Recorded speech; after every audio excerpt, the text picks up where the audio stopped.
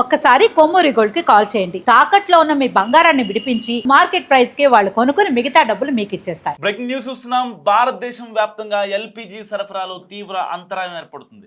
So ఇలాంటి నేపథ్యంలో కేంద్ర ప్రభుత్వం గుడ్ న్యూస్ చెప్పింది. ఇప్పటికే ఎల్పిజి కనెక్షన్ల పైన వాటి యొక్క డిమాండ్స్ పైన ఇప్పుడే కేంద్రం ఒక అఫీషియల్ మీటింగ్ పెట్టింది. సో ఒక ఎక్స్ట్రీమ్ లెవెల్లో అంటే అన్ని రాష్ట్రాలకు సంబంధించిన ప్రధాన నగరాల్లో ఎంతమంది వినియోగదారులు, ఎంతమంది కమర్షియల్ వినియోగదారులు ఉన్నారంటూ కూడా లెక్కలు మొత్తం బయటికి తీసింది. సో సరిగ్గా 1 వీక్లో ఈ కమర్షియల్ గ్యాస్ బండ్లకి గుడ్ న్యూస్ చెప్పే క్రమంలో కూడా కేంద్రం ఉన్నట్లు కనిపిస్తుంది. సో ఇప్పుడు గృహ వినియోగదారులు ఎవరైతే ఉన్నారో 2 రోజుల్లో మీరు సిలిండర్ బుక్ చేసిన 2 రోజుల్లో వచ్చే అవకాశం ఉంది. 2 లేదా 3 రోజులు కూడా పట్టే అవకాశం ఉంది. కానీ సిలిండర్ మాత్రం ఆగదు అని కేంద్రం కరాఖండిగా చెప్తుంది. ఇప్పుడు ఇటుపక్క కమర్షియల్ గ్యాస్ బండ్ల విషయానికి వస్తే పర్టికులర్గా బ్లాక్ మాఫియా చాలా పేటరేగిపోతుందని చెప్పుకోవాలి. కమర్షియల్ గ్యాస్ బండ హైదరాబాద్లో 1870 రూపాయలు కాగా ఇప్పుడు దాన్ని బ్లాక్లో 5500 రూపాయలుగా అమ్ముతున్నారు. సో కొన్ని రెస్టారెంట్లకి 4000 నుంచి 5000 మధ్యలో అమ్ముతున్నారు. కొంతమంది ఎవరైతే డిస్ట్రిబ్యూటర్లు తెలిసిన వాళ్ళు ఉంటారో సో వాళ్ళకి మాత్రం అసలు రేట్ అంటే 3700 రూపాయలకి విక్రయిస్తున్న పరిస్థితులు. సో ఒక రకంగా ఇటు hostels almost మూతపడ్డాయి.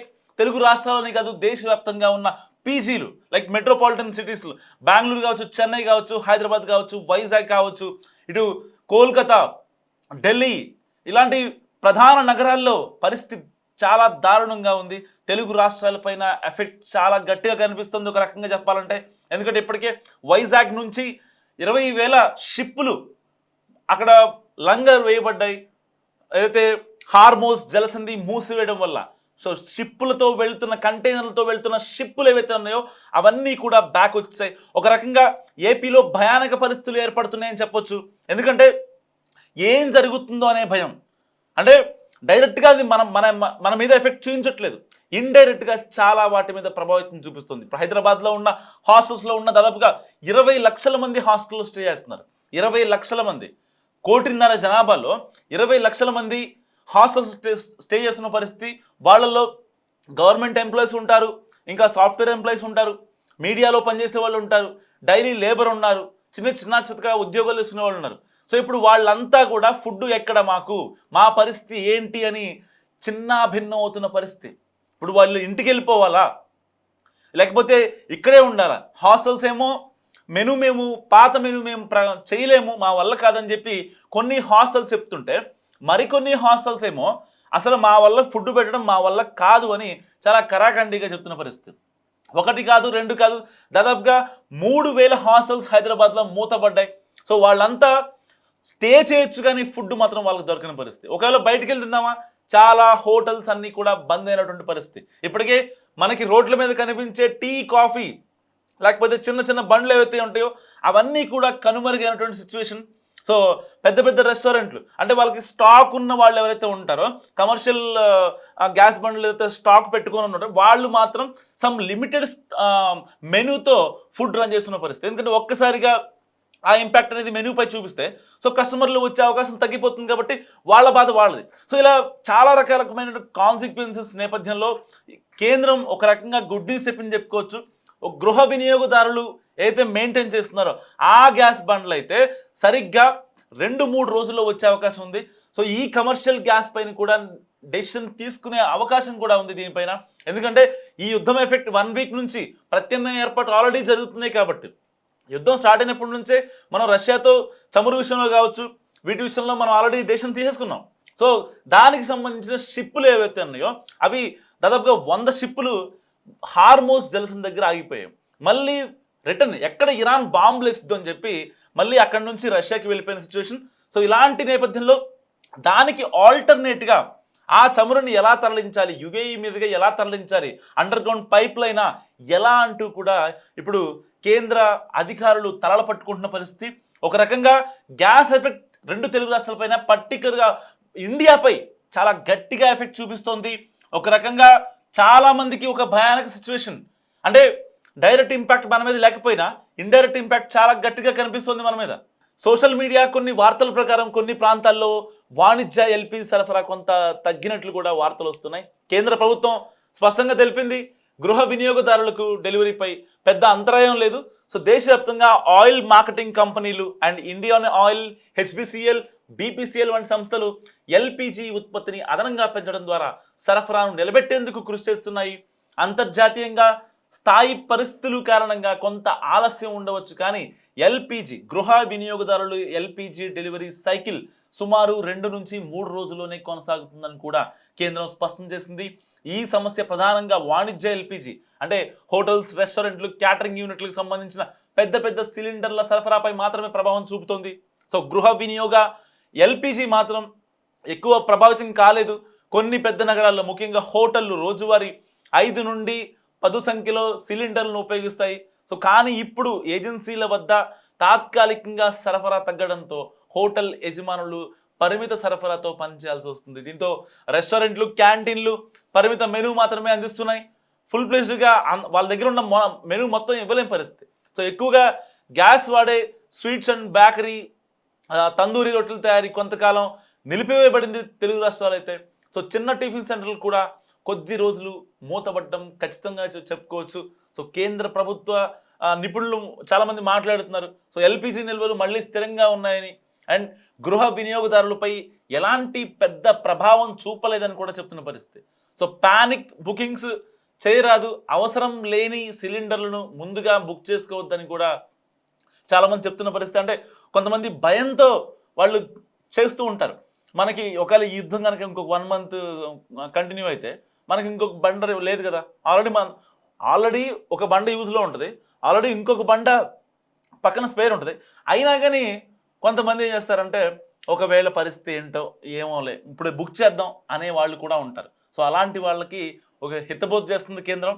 So panic bookings వద్దు, సో గృహ ఎల్పిజి వినియోగానికి ప్రాధాన్యత ఇస్తూ సరఫరా నిలబెట్టే విధంగా చర్యలు తీసుకుంటున్నామని కూడా చెప్తున్న పరిస్థితి. అండ్ వాణిజ్య ఎల్పిజిపై కొంత ఒత్తిడి ఉన్నప్పటికీ గృహ వినియోగ ఎల్పిజి అన్ఎఫెక్టెడ్గా కొనసాగుతుంది. ఎల్పిజి కొరత డెలివరీపై ప్రజల్లో భయాందోళనలు అక్కర్లేదంటూ కూడా కేంద్రం చాలా కరాఖండిగా చెప్తుంది. ప్రభుత్వ ప్రయత్నాలు, ఉత్పత్తి పెంపు, సరఫరా మార్గాల ద్వారా గృహ వినియోగదారుల ఆహార ప్రణాళికలు ప్రామాణికంగా కొనసాగుతున్నాయి. అంతేకాక ఎల్పిజి సిలిండర్ ధరల్లో కొంత పెరుగుదల కనిపిస్తోంది. హైదరాబాద్లో ఎల్పిజి సిలిండర్ ధర దేశంలోనే అత్యధికంగా ఉంది. సో ఇదే ప్రభుత్వం చెప్పిన విధంగా సరఫరా వ్యవస్థ మాత్రం స్థిరంగా కొనసాగుతున్నందున గృహ వినియోగదారులు డెలివరీ కోసం భయపడాల్సిన అవసరం లేదు. అండ్ ఎల్పిజి డెలివరీ కోసం ఇప్పటికే 2 రోజుల నుంచి 3 రోజుల మధ్యలో వాళ్ళ ప్రాబ్లం సార్ట్అవుట్ అయిపోతుంది. సో ప్రభుత్వ చర్యల కారణంగా సరఫరా విఘాతం లేదా లోతైన సమస్యలు గృహ వినియోగదారులపై ప్రభావం చూపవు. ఎల్పిజి కొరతపై పానిక్ బుకింగ్స్ చేయకూడదు. సో ఎట్టి పరిస్థితుల్లో మీకు కావాల్సితేనే మాత్రమే చేసుకోండి, లేదంటే అక్కర్లేదు. సో ఈ యొక్క స్టేట్మెంట్, కేంద్ర ప్రభుత్వం ఇచ్చిన స్టేట్మెంట్ ఒక బిగ్ రిలీఫ్ ఇచ్చిందని చెప్పుకోవచ్చు. పశ్చిమాసియా సంక్షోభం నేపథ్యంలో వంట గ్యాస్ ఏజెన్సీల వద్ద ప్రజలు బారులు తీరుతున్నారు. ముఖ్యంగా వాణిజ్య సిలిండర్లను బ్లాక్ మార్కెట్లో కొనాల్సిన పరిస్థితి తలెత్తింది. బాంబే, ఢిల్లీ, బెంగళూరు సహా దేశవ్యాప్తంగా పలు ప్రాంతాల్లో హోటళ్లు, రెస్టారెంట్లు తాత్కాలికంగా మూతపట్టడం ప్రారంభమైంది. దేశంలో చమురు, ఎల్పిజి నిల్వలు సరిపడా ఉన్నాయని కేంద్రం చెబుతున్నప్పటికీ పలు ప్రాంతాల్లో కొరత ఆందోళన కల్పిస్తోంది. సో హోటళ్లు ప్రత్యామ్నాయ ఇంధనంపై దృష్టి సారిస్తున్నారు. ఆలయాలు, మఠాలపై సైతం వంట గ్యాస్ కొరత ప్రభావం కనిపిస్తోంది. అయోధ్యలోని ప్రసిద్ధ అమ్మవ ఆలయంలో రామ్ రసోయి అన్నదాన కేంద్రాన్ని తాత్కాలికంగా మూసివేశారు. మైక్రోవేవ్ అవెన్లు, ఇండక్షన్ ప్లేట్ల వాడకం ప్రారంభించాలని కూడా ఐఆర్సిటిసి జోనల్ క్యాటరింగ్ యూనిట్లకు ఆదేశించింది. బ్లాక్ మార్కెట్లో గ్యాస్ విక్రయాలను అరికట్టేందుకు చర్యలు ఇప్పటికే కేంద్రం చేపట్టింది. ఎల్పిజి సిలిండర్ బుకింగ్ వ్యవధిని 21 రోజుల నుంచి 25 రోజులకు పెంచింది. వాణిజ్య సిలిండర్ల సరఫరాను సమీక్షించేందుకు చమురు మంత్రిత్వ శాఖ ఒక హై లెవెల్ కమిటీ ఏర్పాటు చేసింది. బుక్ చేసిన 2.5 రోజుల వ్యవధిలో గృహ వినియోగదారులకు సిలిండర్ అందజేసే విధానాన్ని కూడా కొనసాగిస్తున్నామని తెలిపింది. వంట గ్యాస్ సమస్యపై కేంద్ర ప్రభుత్వం హోంశాఖ కార్యదర్శి గోవింద్ మోహన్ అధ్యక్షతన కీలక సమావేశం నిర్వహించింది. గృహ వినియోగదారులకే అత్యధిక ప్రాధాన్యత ఇచ్చేలా చూడాలంది. సో గ్యాస్ కొరత విషయంలో కేంద్రం తీరుపై కాంగ్రెస్ మండిపడుతోంది. వాస్తవాన్ని ప్రజలు చెప్పకుండా మోదీ సర్కార్ అబద్ధమాడుతుందని కాంగ్రెస్ నాయకులు దుయ్యబట్టారు. ఎల్పిజి కొరతపై సభలో చర్చకు డిమాండ్ చేస్తూ కాంగ్రెస్ సభ్యులు పార్లమెంటు ముందు ప్రదర్శన నిర్వహించారు. ఒక రకంగా హైదరాబాద్లో చాలా అంటే చాలా రెస్టారెంట్లు నిజంగా కట్టెల పొయ్యి మీద ఆ యొక్క హలీం కావచ్చు, టీ కావచ్చు, బిర్యానీలు కూడా చేస్తున్న పరిస్థితి. చాలా ప్రసిద్ధమైన హోటల్స్ హైదరాబాద్లో టాప్ 10లో ఉండే హోటల్స్ కూడా ఇప్పుడు కట్టెల బాట పడుతున్నాయి. ఈ యుద్ధం ఎఫెక్ట్ ఎప్పటిదాకా ఉంటుందో తెలియదని చెప్పి చాలామంది ఇలాంటి డెసిషన్స్ తీసుకుంటున్నారు. సో ఏదైనప్పటికీ ఒక గ్యాస్ బండ పేలితే ఒక నలుగురు ఎదురు చనిపోతారు. కానీ ఇప్పుడు గ్యాస్ బండ పేలకుండానే కొన్ని వేల కుటుంబాలు, కొన్ని లక్షల కుటుంబాలు ఇప్పుడు రోడ్డున పడిన పరిస్థితి. ఒక రకంగా నిజంగా ఏ ప్రపంచ దేశాలు ఎలా ఇబ్బంది పడుతున్నాయో తెలియదు, కానీ మన ఇండియాలో మాత్రం ఈ ఎల్పిజి గ్యాస్ కొరత వల్ల చాలామంది పానిక్ అవుతున్న సిచ్యువేషన్. ఇటు మెట్రో సిటీస్లో ఉండేవాళ్ళు హోటల్స్ బంద్ అయితే వాళ్ళు తినడానికి ఫుడ్ ఉండదు. పీజీల్లో ఉండేవాళ్ళు వాళ్ళకి అక్కడ ఎగ్జిస్టింగ్గా ఇంటర్నల్గా ఏదైతే మెనూ ఉందో దాన్ని మేము వి కాంట్ కంటిన్యూ అని చెప్పేస్తున్నారు. వాళ్ళకి ఫుడ్ దొరికిన సిచ్యువేషన్. పోనీ హాస్టల్లో దొరకదు అంటే బయటకు వెళ్ళి తిందామన్న హోటల్స్ అన్ని వన్ బై వన్ తగ్గించేస్తున్నాయి. సో ఎప్పుడు మూతపడతాయో కూడా తెలియనటువంటి సిచ్యువేషన్. ఇదే పరిస్థితి కనుక ఇంకొక 1 వీక్ కొనసాగితే నిజంగా హైదరాబాద్లోని హోటల్స్ మొత్తం బంద్ అయ్యే అవకాశం ఉంది. సో ఇప్పటికే కేంద్రం ఒక హై లెవెల్ కమిటీ ఏర్పాటు చేసింది.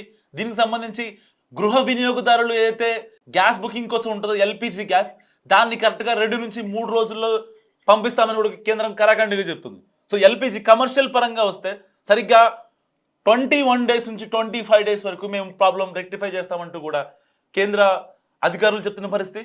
సో ఈ గ్యాస్ కొరత గురించి మీరేమనుకుంటున్నారో మస్ట్ కామెంట్ చేయండి.